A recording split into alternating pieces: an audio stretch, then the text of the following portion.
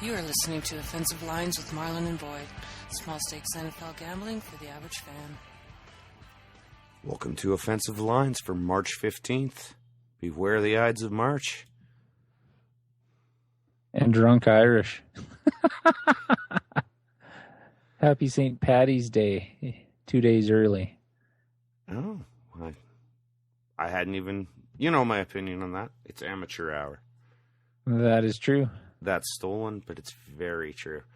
Going out on St. Paddy's Day is lunacy. I used to do it when I had to work in the bar, but I haven't done it since I didn't work in a bar. No point to it. Just a bunch of drunk people fighting and drunk way too early. But, I mean, the beer's so much difference with the green food color. Yes. And your lips are green for 3 days. It's a wonderful thing. Anyway, we are coming a week early because Boyd's going on vacation, and this works out well because this has been a much more active first week of free agency than I anticipated. My cynical nature was just assuming that there was some sort of collusion to stop movement. I think I've been sufficiently proven wrong this week. Yes. I think it was just... There's the only one that I could see as being like considered like a franchise player might be Jake Long, and he hasn't signed anywhere yet. Because he could turn around your offensive line in a hurry and make your quarterback look a lot better. Yeah, I agree. I mean, wideouts in free agency, at least to my memory, are hit and miss, and usually miss. I can't think of too many free agent wideout signings that have changed a team. No, they may have been good, but it's usually the number 2 receiver that's from a team that was good because the number 1 was so good, goes somewhere else and proves he's not a number 1. Exactly, and I don't know yet, honestly, that I trust Wallace's work ethic or ability to assimilate into a new offense. I'm not entirely convinced that he's going to be everything. Though, that said, Vincent Jackson was pretty much as advertised last year. Yes. But what is it with the Steelers and the problem they have with wide receivers lately? Can't keep them happy. Plaxico Burress, Santonio Holmes, now Mike Wallace. Is it the guys themselves that the Steelers don't get along with, or is it the wide receivers are just... The Steelers never used to draft prima donnas. Now it seems their last 3 wideouts that they had that were any good were kind of egotistical dicks. It does seem that way. And by the way, interesting from the Steelers front, Emmanuel Sanders is also a free agent. People laugh at Minnesota. I'm not certain who's catching the ball in Pittsburgh. Yeah, who do they have? They kept the one guy. Now I can't remember his name. Oh, that's a good segue. That's a good segue. That's professional. Slick and sharp. Yeah, I'm brilliant. Thanks for bringing this to a screeching halt. Sorry, my fault. No, I'm the one that said, yeah, what's that receiver's name? Yeah, you know the guy. That guy. You know. But, I'm going to look that up. Speaking of a guy who I think has always been sort of the best number 2 receiver in football, Anquan Bolden, going to the Niners, I think is a really, really good fit. It is. It gives them another weapon down in the red zone where they seem to have trouble throwing the ball into the end zone, especially in the Super Bowl. But I'm still concerned with the Niners because who beats you deep on the Niners? Who do you have as a deep threat on the Niners to stretch the field and open it up for Davis? I still think that's why Vernon Davis had a down year last year. You didn't have to respect anything deep. You could play the safeties up. and single cover their outside. You don't think Crabtree has any valid speed? Not to beat you deep. He doesn't scare you deep. He's a 15, 20-yard guy or a 10-yard slant and run with it. He doesn't have breakaway speed. That's what I was thinking when you mentioned Emmanuel Sanders, that he'd be a good fit for the Niners. Somebody to you don't even have to complete anything. Well, yeah, you don't even have to throw at him. You just send him deep. Yeah, back up one of the safeties 7-8 yards extra. Well, how often look at that Torrey Smith in Baltimore? Or not Torrey Smith, the other guy. No, that is Torrey Smith, I think you're thinking of him. No, the other dude. Was it Torrey? No, not Torrey Smith, the other guy. That could have been the MVP in the Super Bowl. Man, I'm having a great night. Can we start over? Oh, Jacoby Jones. Yeah. That's what you need, someone like him. He's not your number one guy, your number two guy, but he stretches the defense and he can make a big play once in a while when you least expect it. Well, if you're looking for pure speed, that probably is something that can be easily enough addressed in the draft, though. Yeah. You know, if you're really looking for a decoy who just has a ridiculous 40, that can be had. Yeah, but don't you want at least the threat of throwing it deep? If you draft somebody, then they know he's just a decoy, in my opinion. Well, we'll see. I mean, at this stage, they went to the NFC title game 2 years ago, went to the Super Bowl last year. I don't think adding a character like Bolden, who can be incredibly clutch and will in certain situations demand double, I don't see that as anything but an upgrade. No, he definitely helps him inside the 20. I just am worried about when you play a good red zone defense, or because Baltimore didn't let anything in on that last drive. The Niners had they had no options. And I just don't know, and I know I'm kind of contradicting myself, but Bolden's not going to beat you deep, but he gives you help in the red zone. If they can free Vernon Davis up underneath, across the middle, and move those safeties back, I don't know who's doing that. Yeah, but I think now they have so many options in the passing game at that 10 to 15 yards. Maybe they'll just march it down that way. Well, I hope so, because I don't want to see Seattle win. Yeah, which that is a good segue. That brings us to Seattle, who's making some interesting moves too. Suddenly, the NFC West has become a power struggle between these two teams. It's going to be really interesting to watch. Seattle picked up Cliff Averill, the defensive end from Detroit. Good player with motivation issues. Seattle loves to rush from the edges. Terrific fit there.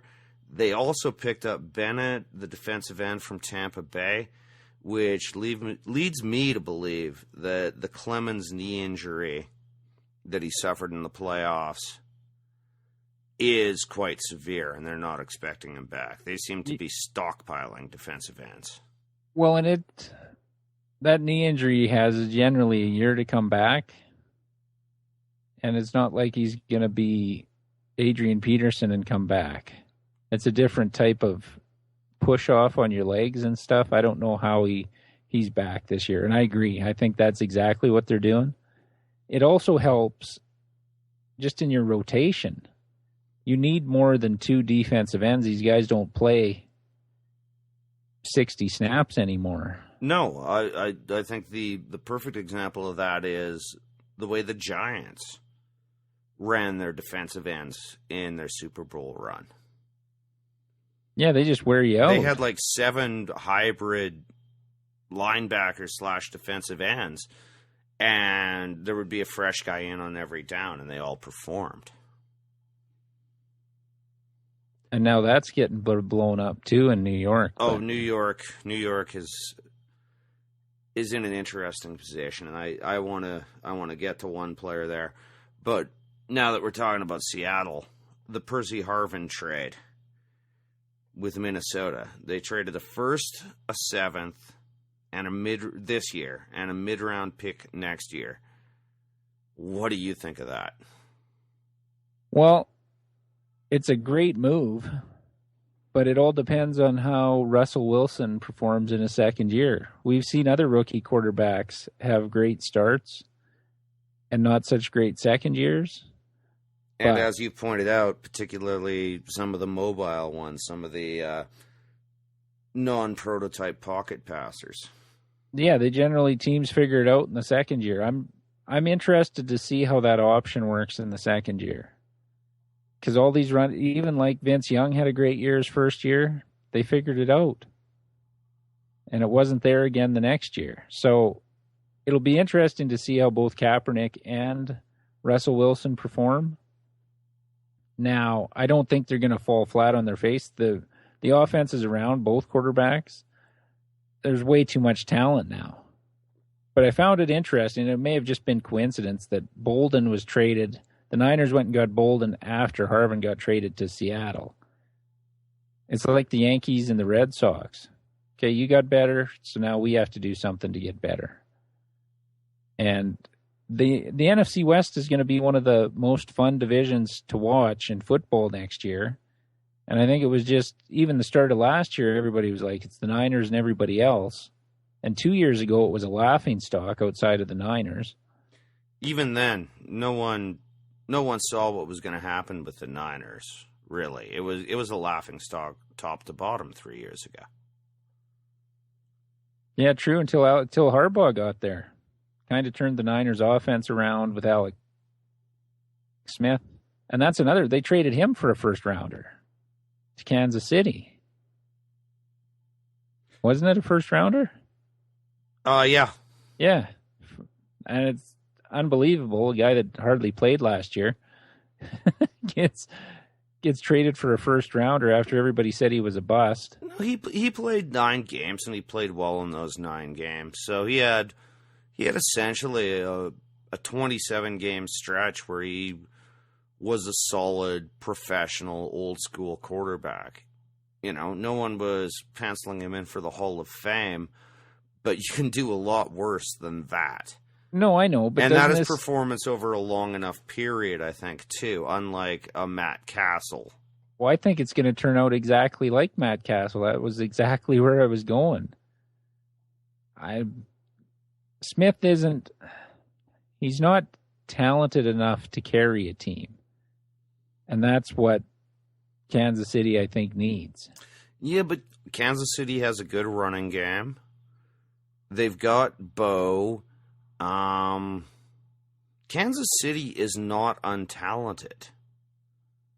They have been absolutely plagued by injuries recently.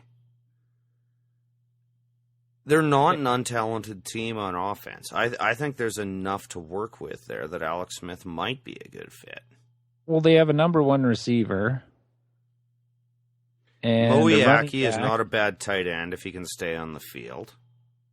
Yeah, well, we'll see. I'm not as sold on Alex Smith as maybe some other guys are. When you don't really seem to develop until a certain coach comes in, and then he's not there anymore, and he's learning another new offense for like the 7th time in 9 years or whatever it is. He also has Andy Reid, who, let's face it, has tended to make quarterbacks look very, very good. And as far as a new offense, an Andy Reid offense is not that different from what he was working with the Niners. Yeah, but the last couple of years. Is the talent pool the same in Kansas City as it was in San Francisco on offense? It's not that far off. The O-line's a little weak. That's a very big issue. And Alex Smith isn't the most mobile of folks. So it's an interesting story to watch. and how how Andy Reid implements the offense in Kansas City.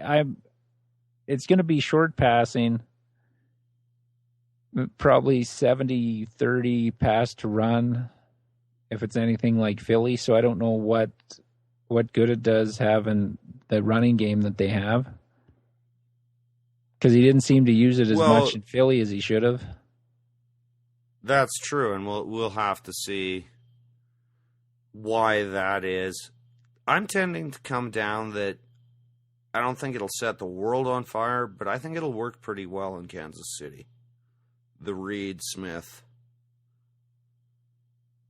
Can Charles catch the ball coming out of the backfield? Yes, he can, and he's seldom utilized in that. That'll be interesting. That might be a fantasy sleeper pick that you get in the first round. He'd be worth a look in the first round this year, now that you say that.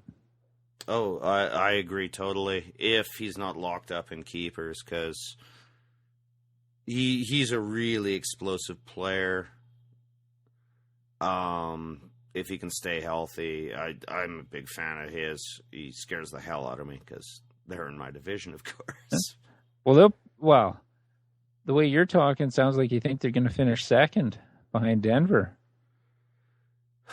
That is my prediction. Wow. Certainly... San Diego's, they're on the downward spiral. Sorry, San Diego's this team that hasn't realized yet that they have to blow it up. Well, they're getting a good start on it this year. Except they're still paying. Like, I don't know where all the cap money for San Diego is gone. Because almost every player that's easily named and recognized from San Diego is a free agent or just being let go. I honestly have no idea where AJ spent the money. He didn't get a job, did he, anywhere? No. Yeah, he's a special consultant in Washington. Oh, that figures. Snyder likes to hire those guys that have no proven history of building anything. Fair enough. But actually, that moves on to one of the other huge players in free agency this year. The Broncos are selling out. I don't blame them. You've got 1, 2 at an absolute tops, 3 years out of Peyton. Try to win now. They picked up Welker from New England, Rogers Cromartie, the cornerback from Philly, Vasquez from San Diego, an offensive lineman, which still confuses me, and then a defensive tackle. It looks like they're going to let Elvis Dumervil go. They let DJ Williams go, linebacker. Oh, did they? Okay. Yeah, they cut him. So and Elway came out with harsh words for Dumervil, saying, he's got to realize he's not worth that much. That kind of public posturing makes me think maybe Dwight Freeney isn't lining up to play with Peyton again. But they have to replace him with somebody. Why wouldn't Freeney go to Denver? He's going to be less money than Dumervil. This was on at the Denver Post today. It's going to be on our website as a link tomorrow. That Elway phoned Manning to make sure he was on board with Welker signing and to actually phone and recruit him. So Manning is keeping his job as partial GM like he had in Indy. They're going to try and just build it around the offense to keep him happy. And they haven't upgraded their defense at all, really, to me. Did they? Is Rogers? No, I don't see I don't see an upgrade because I'm actually a big fan of Dumervil. And between Dumervil and Von Miller, you've got 2 really good pieces of a front 7. And I don't know why you don't try to find a way to keep that together. Well, are they moving Rogers Cromartie? Are they keeping him at safety, or are they going to play him at corner? He played corner all last year. He's going to play corner in Denver, I assume. Because if Champ Bailey's still on that roster, they're fucked. Anybody with speed can blow right by. He looked awful. He looked old and slow in that AFC playoff game. Their safeties looked weak. And they remind me of the Colts. Try and outscore them. Well, Manning put up 21 points in the AFC divisional game.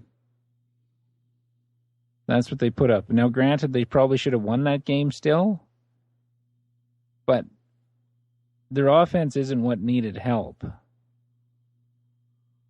Like, don't they have two They had good Demaryius receivers? Thomas and Decker. Yeah. And a decent tight end. That's a really good point. I hadn't looked at it that way. Their problem wasn't on offense. They couldn't shut the deep ball down. Well, where do you need help for the deep ball? Pass rush, corners, and safeties. And Rogers Cromartie is a pretty good corner. Well, yeah, look at Philly's defense.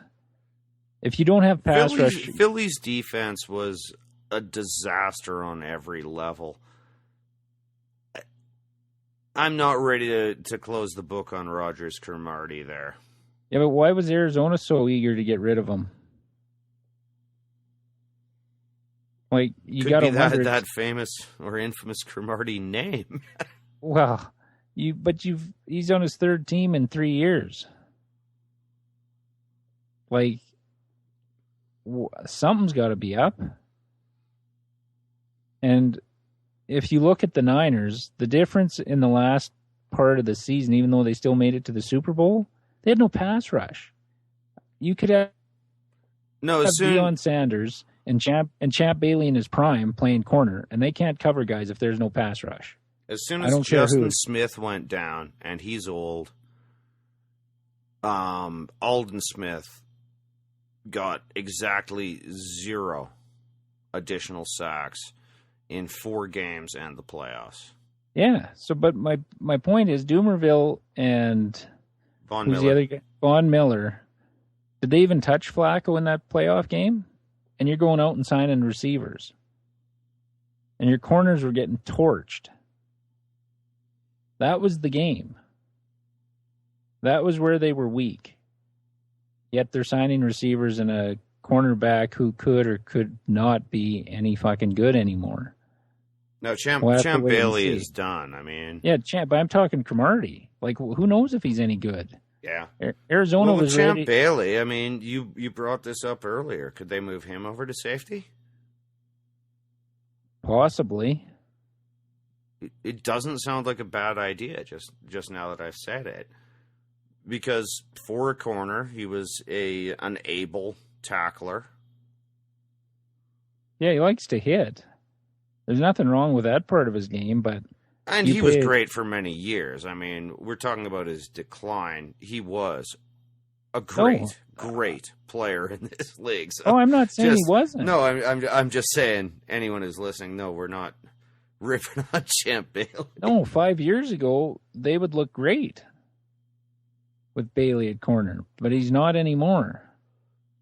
Well, that's interesting. I wonder if he's enough of a team player to move over to safety. Because I do think he could contribute with his brains. And, as I said before, he is a really solid tackler.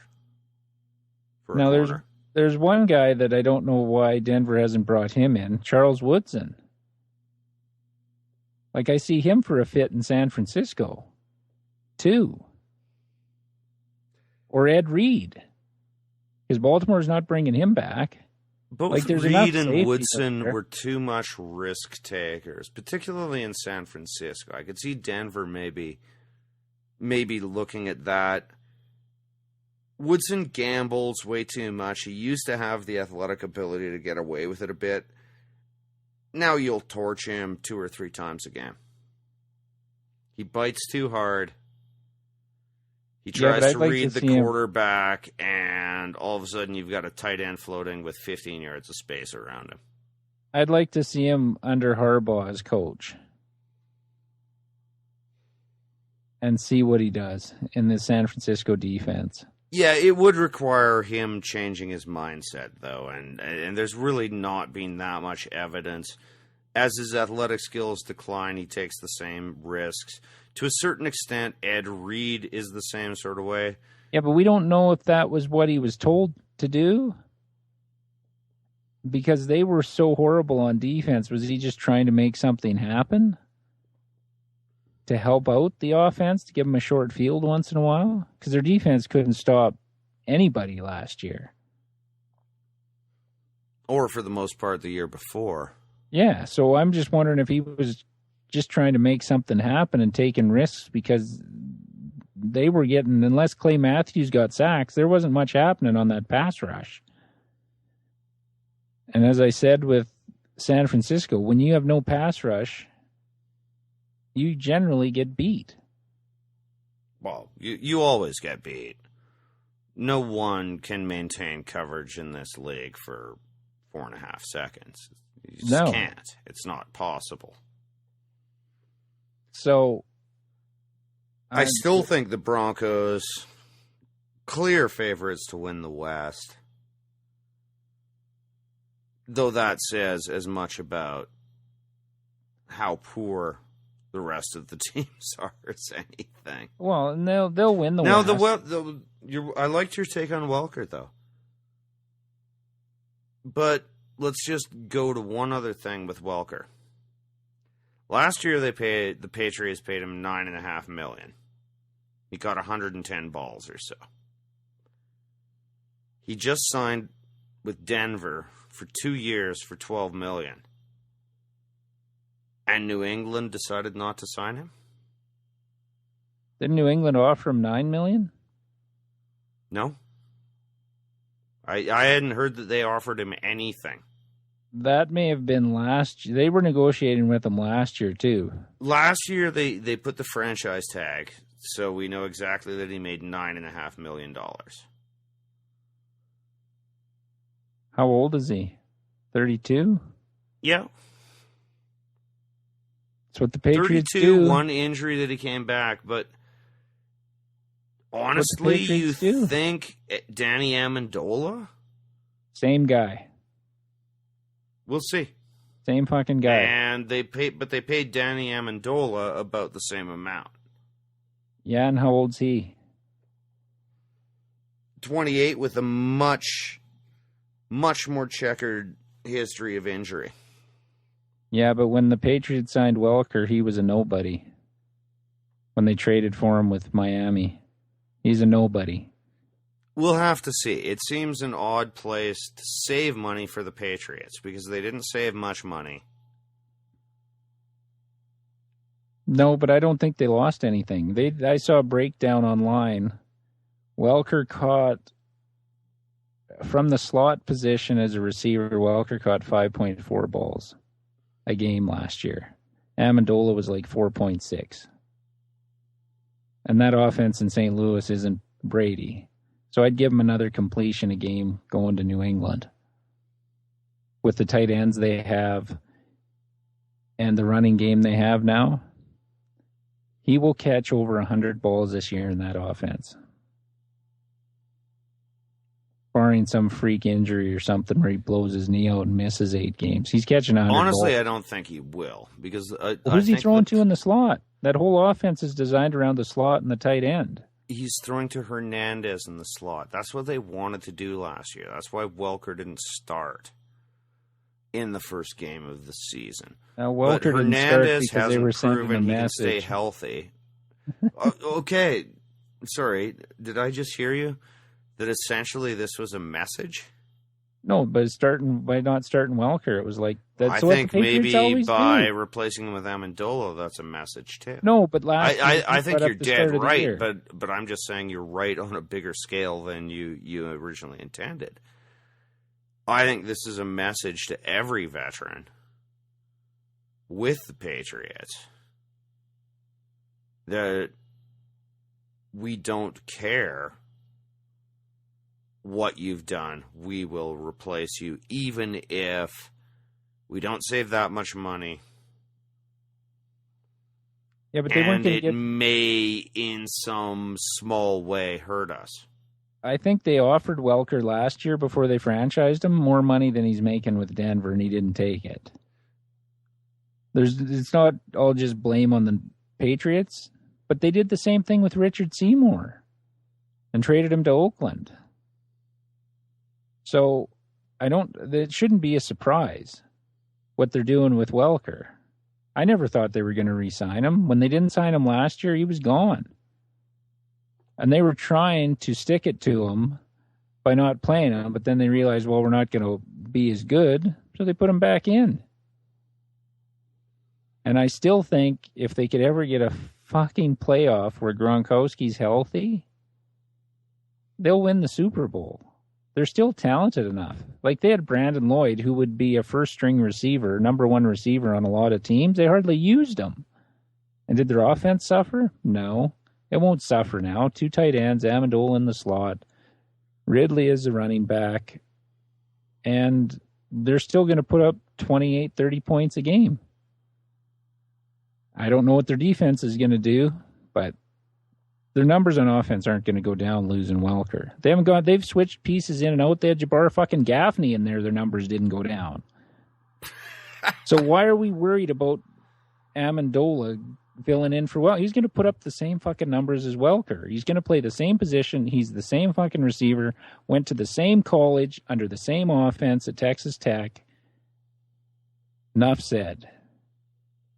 And they got him for the same money, and he's 4 years younger. And if you can put up big numbers with Sam Bradford as your quarterback, you're going to put up big fucking numbers with Brady. Well put. That was Boyd rage.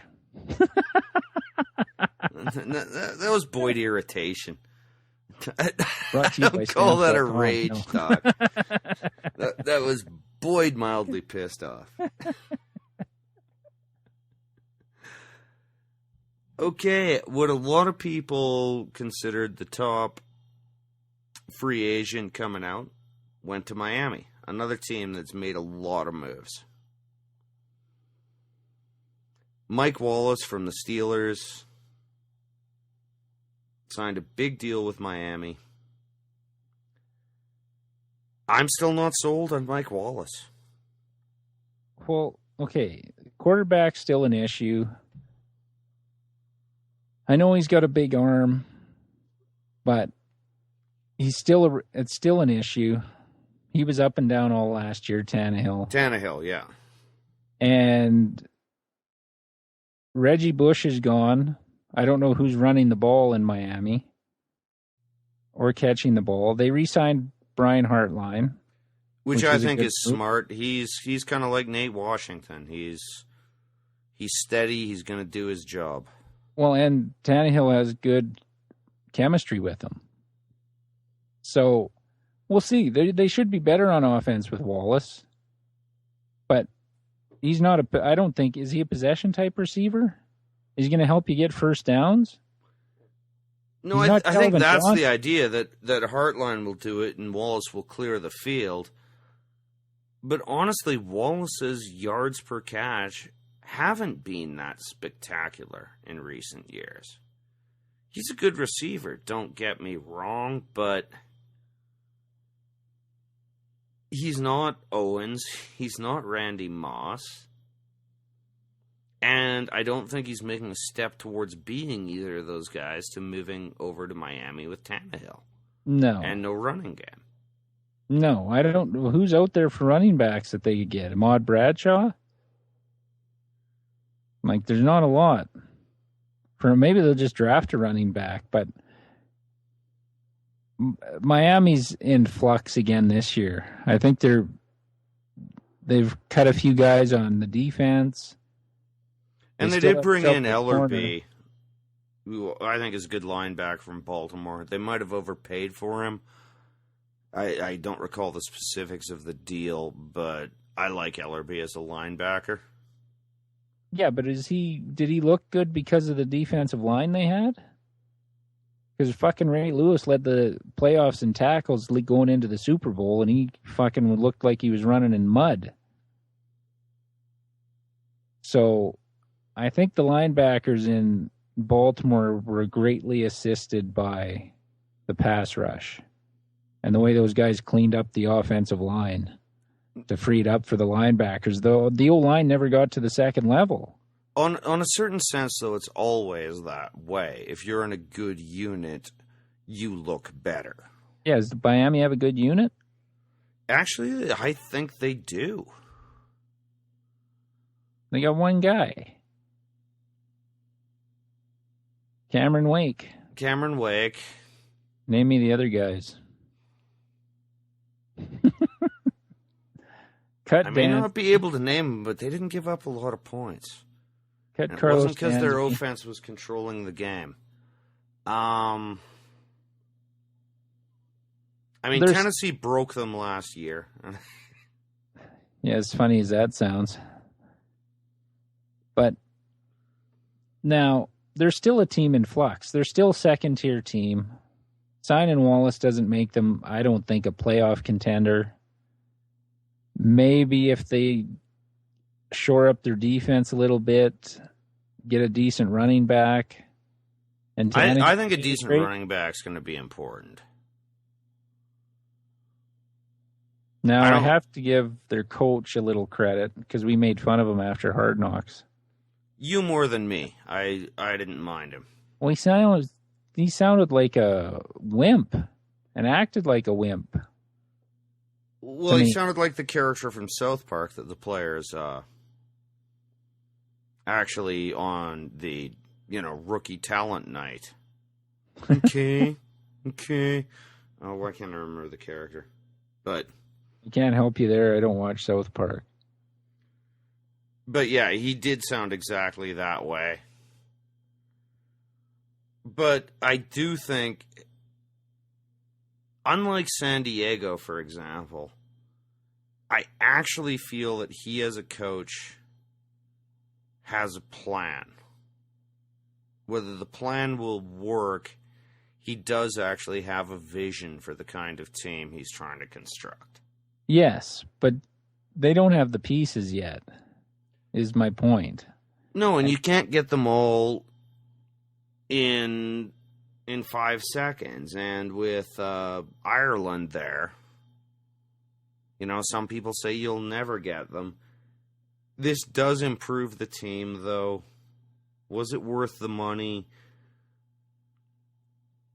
I don't think that Miami will live up to the expectations of their fans this year. But I do think they became a little better. Or were you talking about Serena Williams and Mark Anthony? Don't forget J-Lo. Yeah, Jesus Christ. Or no, come on. We forgot Miss Miami. Gloria Estefan. Like, come on. There's nobody there at the games.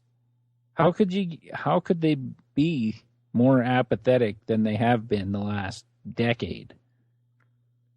But still a team with a broad non-Miami fan base. Yeah, but that goes back. It takes a to long time for people 80s. to forget Dan Marino, Well, go to a sports ball, you'll still see a lot of Dolphins. Yeah, but you know what? Around.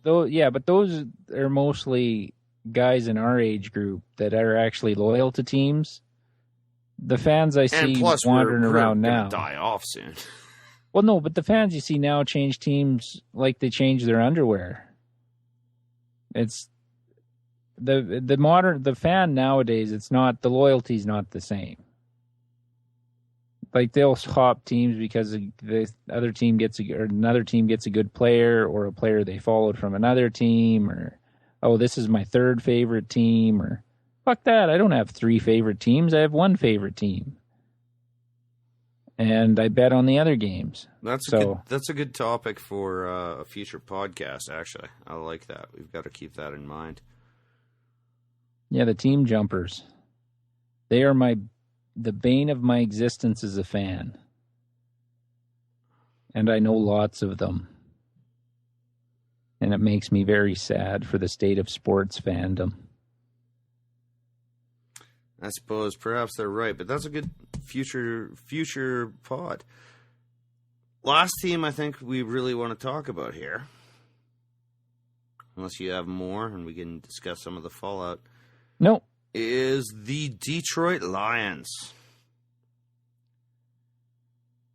They lost Cliff Averill. They signed Jason Jones, a defensive end from Seattle. Used to be with Tennessee. Another tie back to Schwartz. Oh, that's interesting. I didn't know that. They re-signed their own cornerback, Chris Houston, who, in spite of being, a Canadian alternative rock name, Chris Houston, who wrote the fantastic song "Surfing on Heroin." Sounds like a doozy. It's great, man. But obviously the big signing for them is Reggie Bush from the aforementioned Miami Dolphins.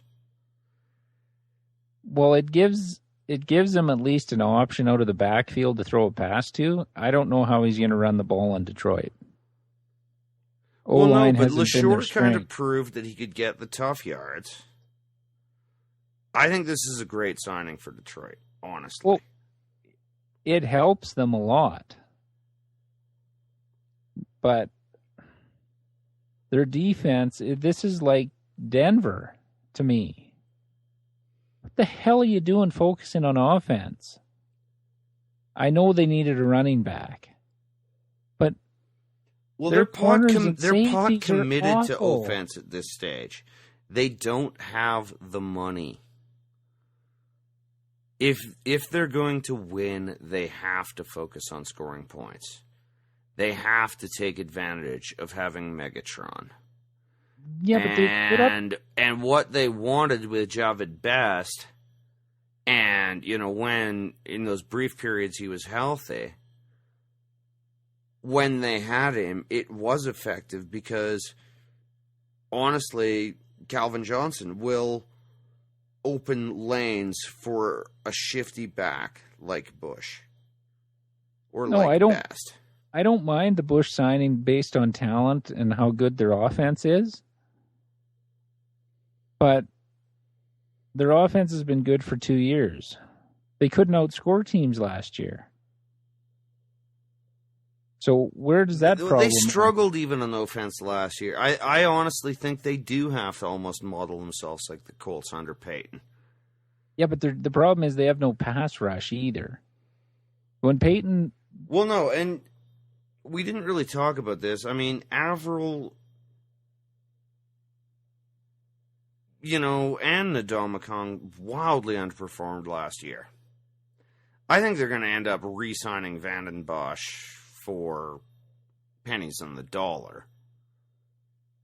Because they do need that leader that he gave them. Well, and they have Fairley, too, on the inside. But if they don't get better corner play, they're done. They couldn't get off the frickin' field. They did sign a good safety from Houston. Yeah, Houston's a team that could be in trouble on defense this year. Little chips away, and they got a couple of bad injury breaks. They've got no depth anymore. And that kind of showed them up a bit last year, too. Yeah. But they screwed themselves by losing those games down the stretch. Absolutely. How?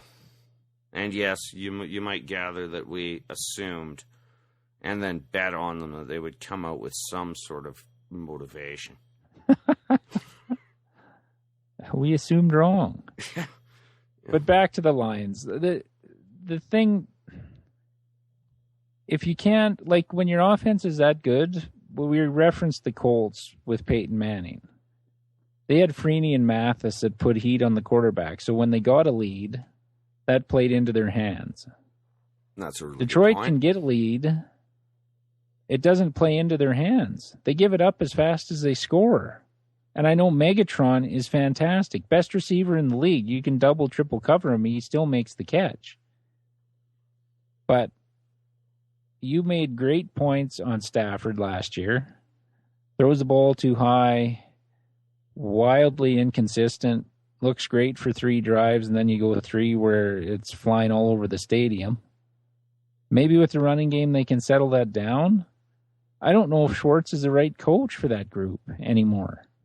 I used to think his fiery attitude and everything was great, but then you see the discipline or the lack thereof from the defense, which is his specialty. And I wonder if he's better off just as a coordinator and not leading the whole team. They did seem rudderless at points last year. I don't disagree with that. Every year he's been there on defense. The defense plays reckless and costs them huge chunks of yards.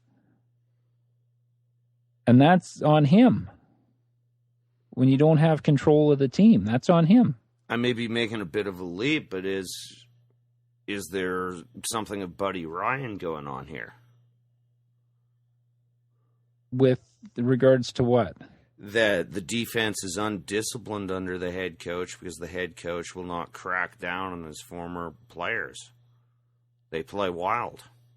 Well, yeah, but Buddy Ryan's defenses were good. So you could see. Not always. No, but he made his name in Philly. And those were great defenses. And granted, he had great players. But I don't think Schwartz has divided the locker room like Ryan did. Well, actually, I'll argue that Buddy Ryan made his name in Chicago, but... Well, as a coordinator, and then as a coach, his defense in Philly was just as good as the one in Chicago. Oh, better. He made the 46 famous in Chicago. He made the 46, and well, he never moved away from the 46. But there was a Chicago team that allowed something like 2 yards per rush attempt over a whole season. It was... No, he had good... Yeah, but you look at the... We go on with coaches, and when they have talent, they look like geniuses, and when they don't, you look like a bum.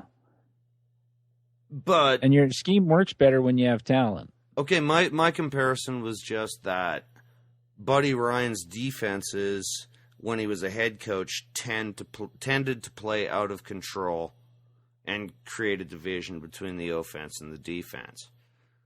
Are you feeling any of that when you look at Detroit? No. I kind of am. No, you don't hear the defensive players calling out the offensive players. It should be the other way around. But in you Detroit. Do hear that, the offense. There's been some mutterings. We gave you the lead. You know, you couldn't hold 14 points against Seattle and with 4 minutes left. And Indy. Yep. When Luck scored on the last, or threw it to Donnie Avery for the touchdown. And that might just be one of the indications of these guys who are the best coordinators out there, but should never be promoted to head coach. Yeah, he's just been promoted above his level, I think. Yeah, you know me and North Turner, you know me and Wade Phillips. Now, some guys can take that promotion and run with it. Like Jeff Fisher was a D coordinator. He turned out okay. Not a great head coach, good numbers, not elite. You're never going to classify him as a legend, but a good coach for a coordinator. Well, and to harken back to our podcast last week a bit, too, how much was the owner screwing him up in Tennessee? Oh, tons. Tons. They never wanted Vince Young. Coaches, he had to fire and all this other garbage. But there's not many teams where the owner nowadays doesn't have some involvement. It's like they're trying to follow the Mark Cuban example or the Jerry Jones. They all want their name in the press just as much as the team. Doesn't work. No, it doesn't. Doesn't work. And Detroit, they stay out of it. You don't hear the Fords talking about anything. But there's something missing in Detroit, and it's mostly on the defense. Like, if you score 24 to 28 points a game, you should win most games. Even with the 15th, 16th ranked defense, you should be in the playoffs. They didn't come close to the playoffs last year. Well, and the Patriots have had a defense recently that ranks 25 and worse. And they're still always in the playoffs. Yeah, but I don't know what it is. Why New England, they seem to make the timely interception, force the timely fumble. Kind of like what Baltimore did last year.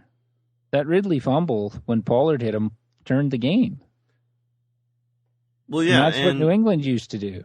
And I think we're coming to the end of this, but one thing I do want to talk about is it appears like Baltimore is just jettisoning players. I have an opinion on this. That team was old and was one step away from a total restructuring anyway. The fact that that aging team got one more Super Bowl, amazing. And now they're rebuilding. Anyone who's saying Baltimore is screwing up, that was not a dynasty team. That was one hot playoff run. Yeah, I don't think you're wrong. Part of it, though, I think, is they just signed a quarterback to the richest contract for a quarterback in NFL history. That money comes from somewhere. Well, yeah, and that's the piece they're building on. But they realize everyone else was either a role player, a structure of the unit. They had their run, but it's time to rebuild. And for God's sake, you know, if the Chargers had done this 7 years ago, it looks like they didn't try to hang on with sentimentality. I mean, it's something of New England, but it's more of a blow-up. Yeah, but who's Flacco throwing to next year? Torrey Smith and whoever. Jacoby Jones? Is he number two? Jacoby Jones. No, he's still there.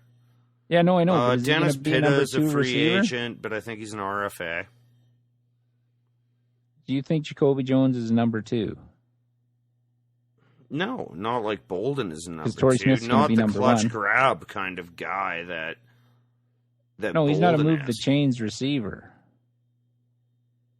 So they're not just blowing up defense. They're blowing up. You just spent $120 million on a quarterback. Yeah, but this fits exactly what you've said to me before. Your first piece. They obviously trust Flacco. Mistake. I agree with that, but I'm just speaking from their perspective. They've decided that's the piece they're keeping. So you lock him in, you throw away the rest. They're not playing to win next year or even the year after. They're restructuring that whole team from the ground up. Yes, but here's my problem with the whole Flacco contract. And this is part where Brady gets dumped on. Oh, well, how can he take less money? And I know New England has fucked him over in the past and not spent it. Well, in this last deal, he did not take less money. No, it's The all money a just fallacy. moved around. It's a fallacy, but it makes good press for the fans that don't look into the background of the deal. But it gives them flexibility to sign guys like Amendola. Who the hell is like Denver? Manning took $20 million a year. It's 18. Who's he trying to help? Peyton Manning? Like all these guys walk out and say, I want to be the leader of the team. I'm the quarterback. I'm the leader of the team. Well, then leaders generally sacrifice, in my opinion. And Brady, I don't care if you want to say he cheated to get the Super Bowls, whatever. He's taken less money to try and help the team to keep them competitive throughout, which they have. Manning left Indianapolis in fucking shambles because he took all the fucking money for a decade. Same thing's going to happen in Baltimore. Flacco will never play in another Super Bowl. I'm stepping out on a limb here. You want to talk about a guy that had a hot playoff run once? That was him. Oh, Nowhere I know. else. When I saw he was the highest paid quarterback in history, I'm just going, are you really kidding me? Because, and by the way, a lot of those Bolden catches ridiculous. Yeah, the bowl was there. Yeah, Flacco was great in the fucking playoffs. I give him absolute credit. But where was that the other 4 years, you know? Well, that's my point. That was exactly my point. But I'm still not sold on him. He's won a Super Bowl, whoop-de-doo. But their second playoff game, he threw a Hail Mary from his 20 to get it into overtime, and we're making it out like he's the next fucking Joe Montana. They were 40 seconds away from going home. Absolutely, and it wasn't like really he led this miraculous drive. It wasn't like the Joe Montana 2-minute drill to beat frickin' Cincinnati in the Super Bowl. He threw a fucking lob. Threw a bomb 70 yards or 60 yards, and the fucking safety couldn't judge the ball. I agree, but I still... The philosophy that Baltimore realizes that this current era is coming to an end and is jettisoning things that I totally correctly agree in with. planning. Is Flacco the guy? Well, someone in the organization has decided that he is. Yeah, but he's... I have a hunch it's the owner. But you go with paying him that much money. So how much of it was guaranteed? 60-some million? If he doesn't play top 5 elite level quarterback every year, you've overpaid. And when the next free agent comes due that you want to keep, like Allerby, Paul Kruger going to Cleveland, you can't tell me they wanted to let him go. He's one of the best pass rushers in the league. They can't afford to keep these guys. So what are you trying to do? You got to start somewhere, and that's where they've decided to start. No, I know, but I'm just saying, I don't think it's screwed. the wrong decision, and I tend to agree with everything you said. I'll be shocked if we see Flacco in another Super Bowl, and if we do, it'll be like the Elway Super Bowls that he had less to do with those Super Bowls than the rest of the team. But here's the problem with signing Flacco to that deal. What do you do in 2 or 3 years when you have these young guys you're drafting now that become mainstays on your team, and you got to pay them $10 million? Depends how they've structured it. They might jettison them. But here's the thing with those $100 million contracts. They're never a $100 million contract. He's gonna restructure it in 3 years and take less and get it worked down to less money to help them with the cap.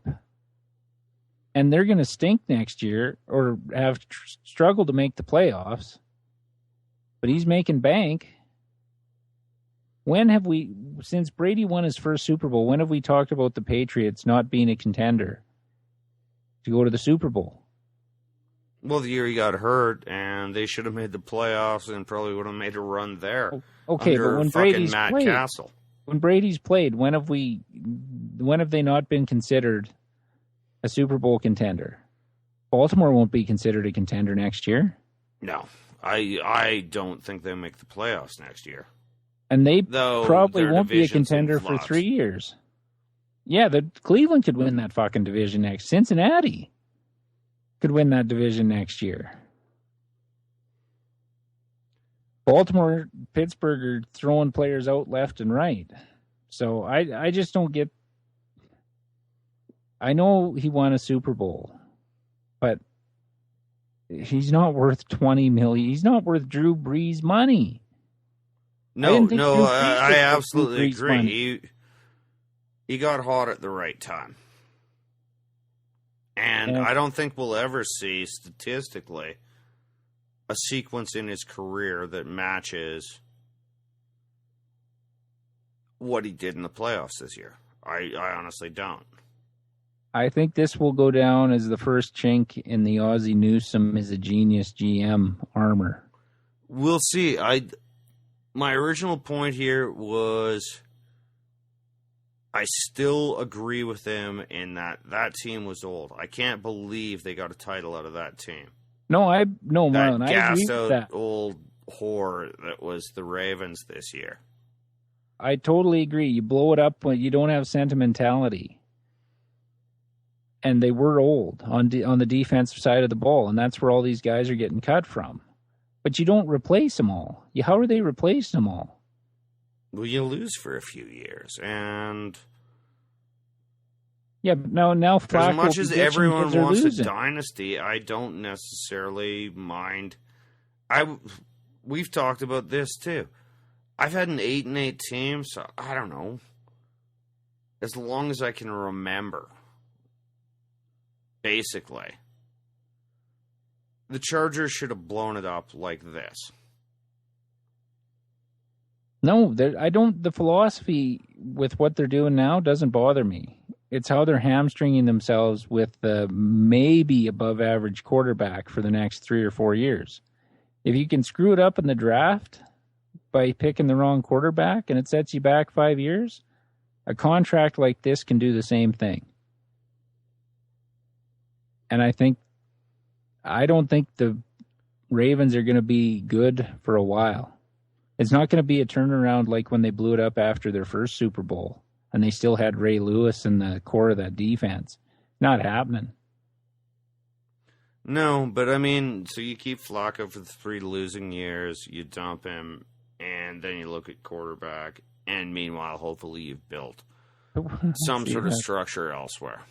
And that's what I hate about it. You pay him all that money and you're mediocre because you couldn't afford anything else to get you back to close to where you were.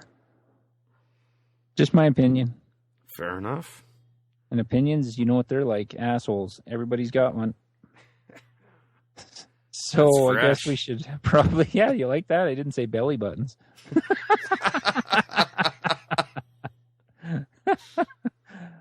So we should probably wrap this puppy up.